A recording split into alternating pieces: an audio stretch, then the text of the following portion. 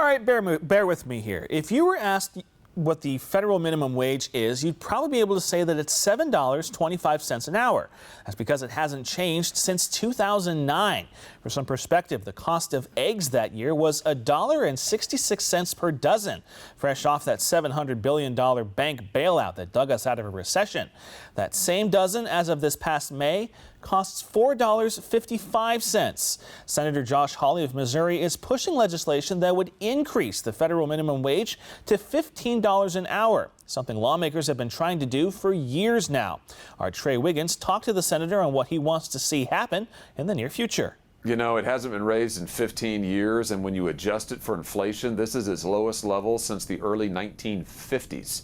To raise or not to raise the federal minimum wage, Senator Hawley is leading the next chapter in that decade-and-a-half-long debate. He hopes to increase it from $7.25 to $15 an hour to catch up to ever-rising costs of living. My view is that blue-collar workers need a pay raise. I mean, that's the bottom line here. We've done it in Missouri. The $15 minimum wage is Missouri's law. We'll have a $15 minimum wage come January. Under my proposal, I would just make national law track Missouri law. On top of providing low-income Americans with a better quality of life, those in favor of raising the federal minimum wage say it'll stimulate the economy by giving millions of workers more buying power, which typically leads to upticks in consumer spending.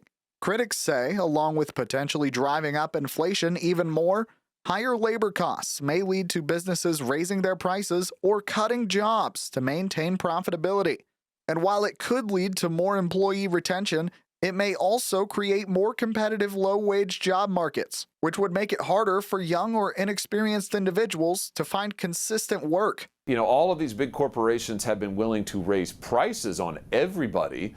They have been willing to ship our jobs overseas, hire illegals, and of course, they've been more than willing to give their CEOs huge pay raises.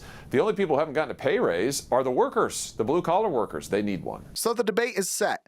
Better conditions for employees with the risk of inflation and job cuts, or maintain the status quo? That's what Congress will try to figure out on Capitol Hill yet again.